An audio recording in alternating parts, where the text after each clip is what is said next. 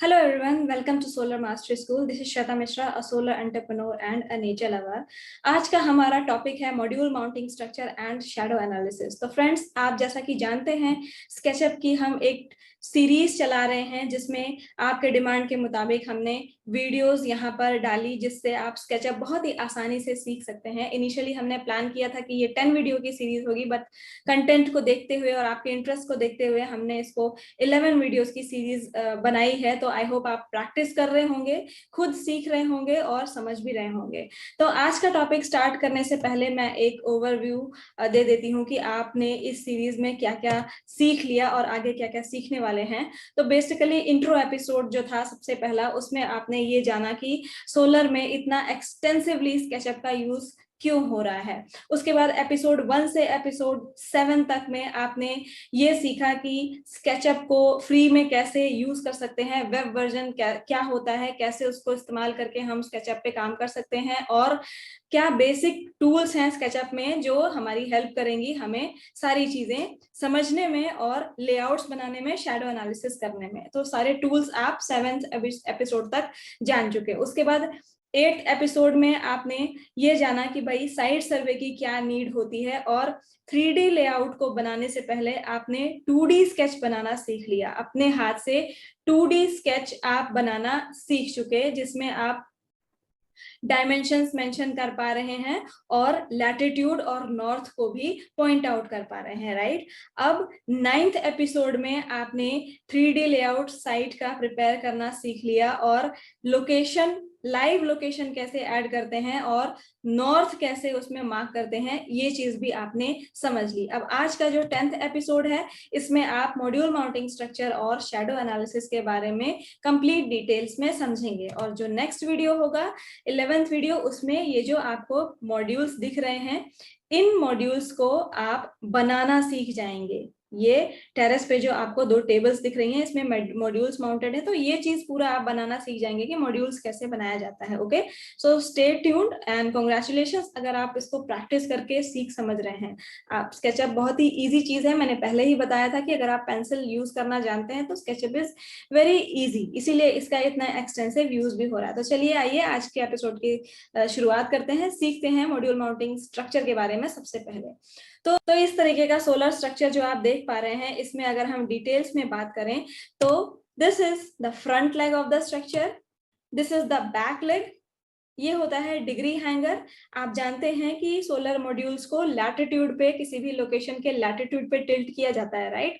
तो उस लैटिट्यूड को, उस एंगल को मेंटेन करने के लिए ये डिग्री हैंगर लगता है यहाँ पर लेग्स और राफ्टर के बीच में। ये आपका राफ्टर होता है जो दोनों लेग्स को बाइंड करने में काम आता है और इस तरीके से बाइंड करते हैं कि ये डिग्री हैंगर की मदद से आपके लैटिट्यूड का एंगल मेंटेन हो जाए और इस मॉड्यूल को आप लैटिट्यूड एंगल पे टिल्ट कर सकें, तभी आपको मैक्सिमम जनरेशन मिलेगा।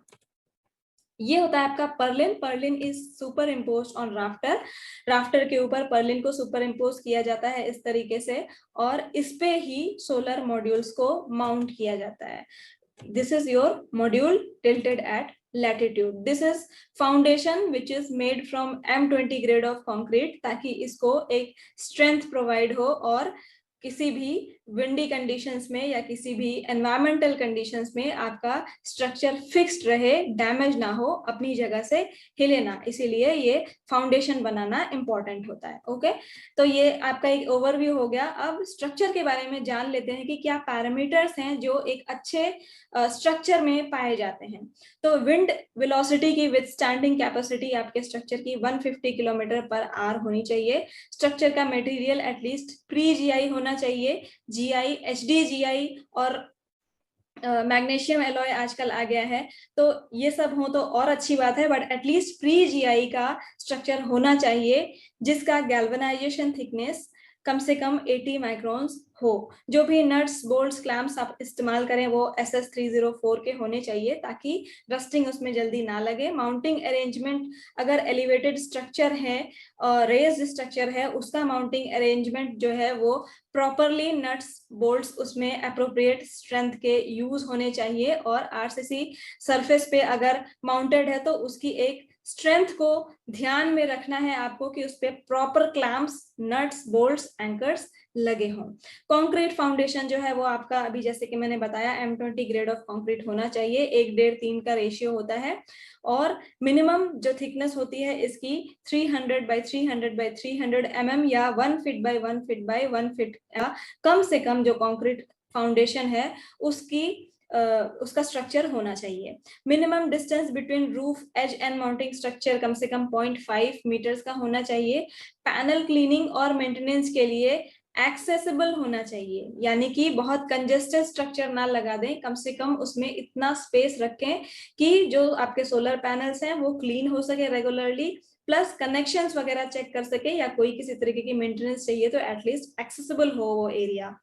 पैनल का जो टिल्ट एंगल है वो लैटिट्यूड पे टिल्ट करना चाहिए आपको, और साउथ डायरेक्शन में फेस करके मॉड्यूल्स आपको लगाने चाहिए, ताकि ओवर द ईयर, पूरे एंटायर ईयर में जो एवरेज जनरेशन है वो आपको मैक्सिमम मिलती रहे। Total load of the structure जो है किसी भी टेरेस पे पर मीटर स्क्वायर एरिया में 60 kg से एक्सीड नहीं करना चाहिए। ठीक है, बाकी आपको एग्जामिन भी करना होगा कि टेरेस कैसा है, किस मटेरियल का बना हुआ है, ब्रिक का है, आरसीसी का है, नया है, पुराना है, ये सब चीजें भी आपको एग्जामिन करनी होगी। तो इस तरीके का बैक साइड से आपका स्ट्रक्चर दिखेगा, और आप यहाँ पर देख सकते हैं कि ये टैंक के ऊपर ये स्ट्रक्चर लगा हुआ है, तो ऑब्वियसली इन लेग्स की एक अच्छी खासी हाइट है, ये हाई राइज स्ट्रक्चर है। तो हाई राइज स्ट्रक्चर के लिए ये जो है ये ब्रेसिंग्स कहलाती हैं, ब्रेसिंग्स लगती हैं ताकि इसको और ज्यादा स्ट्रेंथ प्रोवाइड करें, और छत पे, ऊंचाई पे, विंडी कंडीशंस में हाई राइज स्ट्रक्चर को एक स्ट्रेंथ प्रोवाइड करे ताकि वो डैमेज ना हो। ठीक है, क्लियर। अब चलिए एक एनिमेशन के थ्रू कंप्लीट डिटेल में स्ट्रक्चर के बारे में समझ लेते हैं। स्ट्रक्चर के कंपोनेंट्स क्या होते हैं? Strut channel, base plate, degree holder, allen key, spring nut, end clamp, mid clamp, jet clamps, fasteners etcetera. एक मॉड्यूल माउंटिंग स्ट्रक्चर में लगने वाले कंपोनेंट्स का साइज़ क्या होना चाहिए? फ्रंट लेग, बैक लेग और राफ्टर्स 70 × 40 × 3 mm के होने चाहिए। पर्लिन्स को आप 41 × 41 × 3 mm का भी यूज़ कर सकते हैं। बाकी आपको चाहिए होंगे and clamps, mid clamps, fasteners, degree holders, जिनको आप आसानी से अपने साइट के हिसाब से कैलकुलेट कर सकते हैं। यहाँ पर आपको सभी के सभी साइजेस और उनकी क्वांटिटीज़ को दिखाया गया है। तो अब देखते हैं मॉड्यूल माउंटिंग स्ट्रक्चर को किस तरह से साइट पे इंस्टॉल करना चाहिए। सबसे पहले आपको बेस प्लेट को छत के ऊपर इंस्टॉल करना होगा। बेस प्लेट को छत पे इंस्टॉल करने के लिए आपको बेस प्लेट में बने हुए होल्स में किसी पेंसिल से या पेन से उसकी मार्किंग करनी होगी, और उसके बाद ड्रिल मशीन से उसमें होल करके आप 4 इंच की यानी कि 100 mm के फास्टनर्स की हेल्प से आसानी से इसको छत के ऊपर इंस्टॉल कर सकते हैं। उसके बाद आपको इन बेस प्लेट में फ्रंट लेग और बैक लेग को कनेक्ट करना होगा। इसको करने के लिए आप फ्रंट लेग और बैक लेग को बेस प्लेट पे नट बोल्ट की हेल्प से आसानी से कनेक्ट कर सकते हैं। इस तरह से आपके फ्रंट लेग और बैक लेग बेस प्लेट से आसानी से कनेक्ट हो जाएंगे।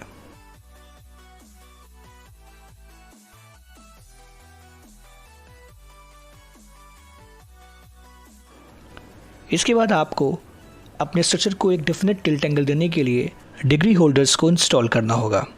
डिग्री होल्डर्स आपके स्ट्रक्चर्स को एक टिल्ट एंगल देंगे जो कि साइट के लैटिट्यूड के बराबर होना चाहिए। इसके बाद आप राफ्टर्स को डिग्री होल्डर्स के ऊपर बिठा देंगे, जिससे कि फ्रंट लेग और बैक लेग को राफ्टर्स पकड़ के रखेंगे और स्ट्रक्चर्स को हिलने नहीं देंगे। राफ्टर्स के बाद आपको इसके ऊपर पर्लिन को इंस्टॉल करना होता है। पर्लिन्स 2 राफ्टर्स को आपस में कनेक्ट करते हैं। इसके बाद आपको इन पर्लिन्स के ऊपर एंड में इंस्टॉल करने होंगे एंड क्लैंप्स, यानी कि एक साइड में 2 एंड क्लैंप्स, दूसरे एंड साइड पे 2 and clamp. Total and clamps होंगे 4, और बीच में इंस्टॉल करने हैं आपको 4 mid clamps. In mid clamps की मदद से आप आसानी से अपने मॉड्यूल्स को पर्लिन के ऊपर माउंट कर पाएंगे। इसके बाद आपको स्ट्रक्चर को स्ट्रेंथ देने के लिए इसमें एक फाउंडेशन की कास्टिंग करनी होगी, जो कि होगी 300 बाई 300 बाई 300 mm की, यानी कि उसकी लेंथ, ब्रेथ और हाइट 300 mm ही होनी चाहिए। और ऐसा हम करेंगे M20 ग्रेड ऑफ कंक्रीट से। M20 ग्रेड ऑफ कंक्रीट में क्या होता है कि उसमें 1 पार्ट सीमेंट होता है, 1.5 पार्ट मोरंग होता है और 3 पार्ट गिट्टी होता है बाई वॉल्यूमेट्रिक रेशियो। और इसके बाद पर्लिन पे लगे हुए एंड क्लैम्प्स और मिड क्लैम्प की मदद से आप आसानी से दोनों एंड मॉड्यूल्स को और बीच के मिड मॉड्यूल को भी इंस्टॉल कर सकते हैं।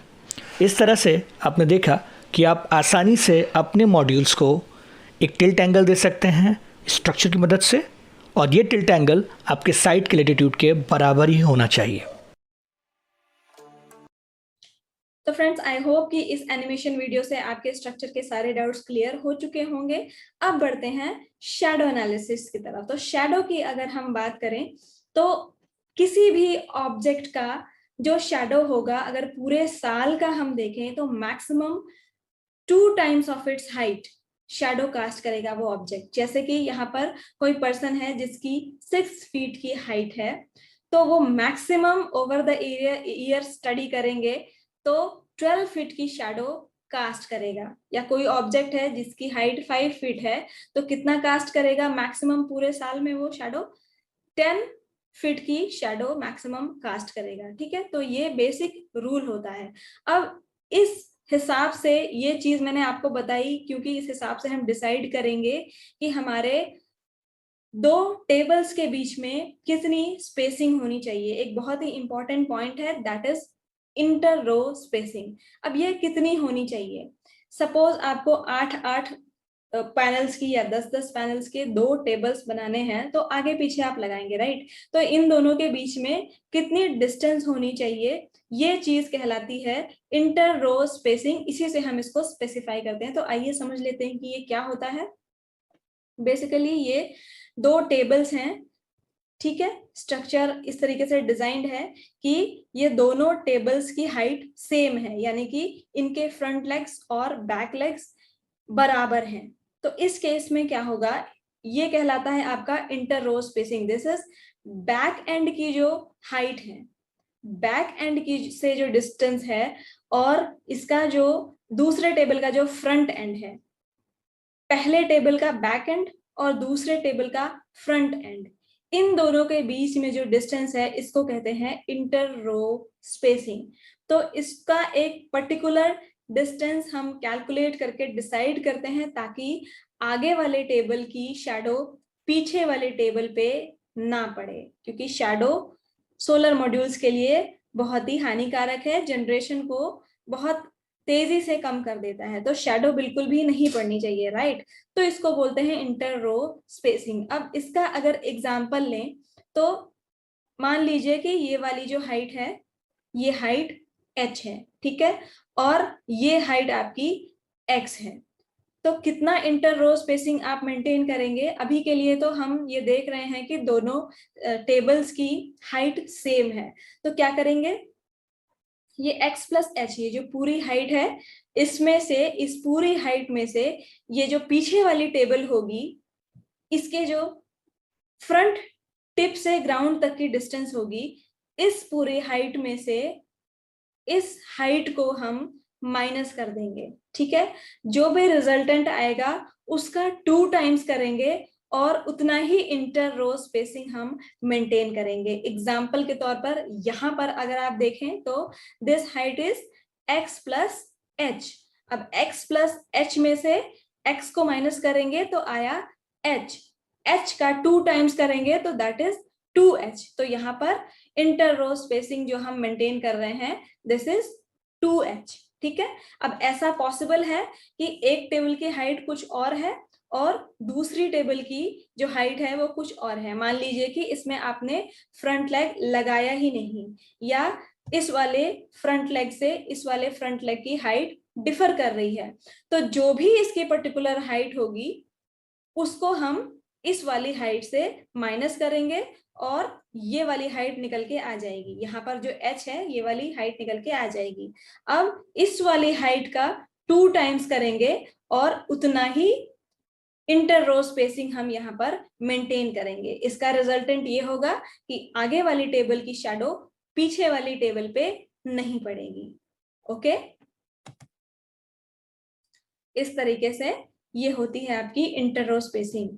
ये जो हाइट है, इस एंड को जब हम ग्राउंड तक ले जाएंगे और इसको ज्वाइन करेंगे, और पीछे वाली टेबल की फ्रंट एंड की जो हाइट है, ये ग्राउंड से जब हम मेजर करेंगे तो इन दोनों के बीच की जो डिफरेंस है यही होती है इंटर रो स्पेसिंग। तो इसको कैसे कैलकुलेट कर रहे हैं आप समझ चुके हैं। ओके, तो इंटर रो स्पेसिंग को हम 2 टाइम्स बेसिकली जो मैंने बताया, जो डिस्टेंस आएगी, जो वैल्यू आएगी, उसका 2 टाइम्स रखेंगे। अब कुछ और चीजें हैं जो आपको ध्यान रखनी है जब आप सोलर पावर प्लांट का स्ट्रक्चर डिजाइन करें और उसका इंस्टॉलेशन करने जाएं, तो ये जरूर ध्यान रखें कि कम से कम चारों ओर 2 मीटर्स की स्पेसिंग होनी चाहिए ताकि आप मॉड्यूल्स को एक्सेस कर सकें। नहीं चारों ओर तो एटलीस्ट 2 तरफ या 3 तरफ। कहने का मतलब है कि आपको साइट पे ध्यान देना है कि आपके सारे मॉड्यूल्स एक्सेसिबल हों, क्लीन हो सके, प्लस कोई केबल्स है, कनेक्शंस है, कुछ चेक करना है तो आप उनको एक्सेस कर सकें। तो 2 मीटर की डिस्टेंस आसपास छोड़ के रखें ताकि उसका ऑपरेशन एंड मेंटेनेंस कर सकें। और जो भी स्ट्रक्चर है वो हाई राइज हो या रेगुलर हो या एलिवेटेड स्ट्रक्चर हो, साइट के अकॉर्डिंग आप डिसाइड करेंगे, या तो कस्टमर के डिमांड के अकॉर्डिंग जैसा वो चाहता है। ओके, सो आई होप आपको सारी चीजें समझ में आ गई होंगी। फ्रेंड्स, अपने प्रोजेक्ट का 3D लेआउट बनाने से पहले साइट सर्वे में कौन सी चीज़ें देखी जाती हैं, इसके लिए लेफ्ट साइड वाली वीडियो, और 3D लेआउट कैसे क्रिएट किया जाता है स्केचअप पे, ये जानने के लिए राइट साइड वाली वीडियो को देखें। चैनल को सब्सक्राइब कर लें ताकि सोलर को ईजिएस्ट वे में समझ सके। साथ ही साथ इस वीडियो को लाइक एंड शेयर ज़रूर करें। Thanks for watching.